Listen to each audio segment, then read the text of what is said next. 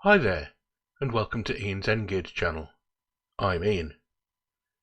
In a previous video I showed how I'd performed some experiments with glues in order to find out the best way to stick various building materials together.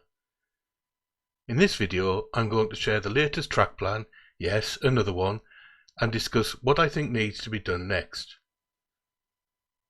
The last time I shared my track plan, I think I was up to version 19, but since then, after receiving lots of feedback and taking advice from everyone, my track plan has moved on to version 24, and now looks like this. So, a big thank you must go to everyone who gave feedback and helped me to clarify things in my mind and update the plan. As you can see, I've added a bay platform to Mantlethorpe Station and have switched the run-through platform to the opposite side of the track.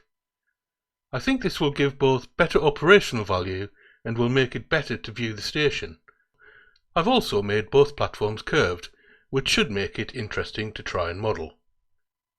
Over in Shelfington, I've addressed concerns that the track was too close to the edge of the baseboard by extending the triangular fillet to the end of the 3-foot baseboard.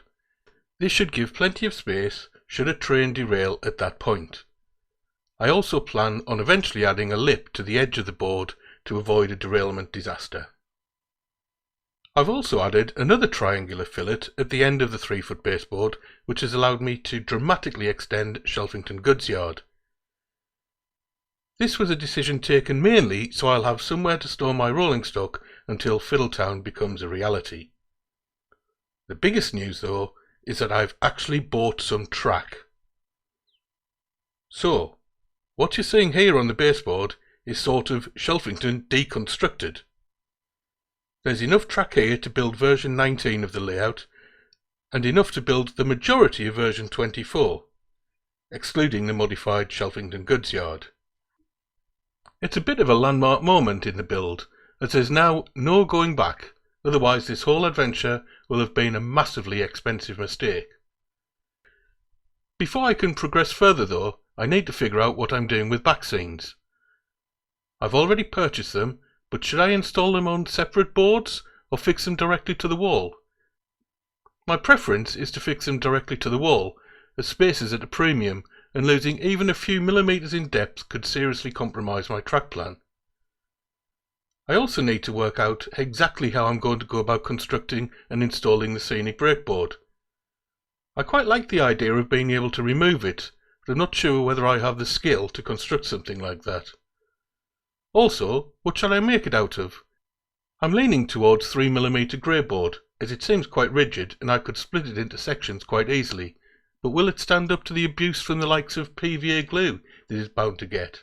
Once I've decided what I'm doing with the scenic breakboard, I can then start carving up the XPS foam that's going to form the base for the track.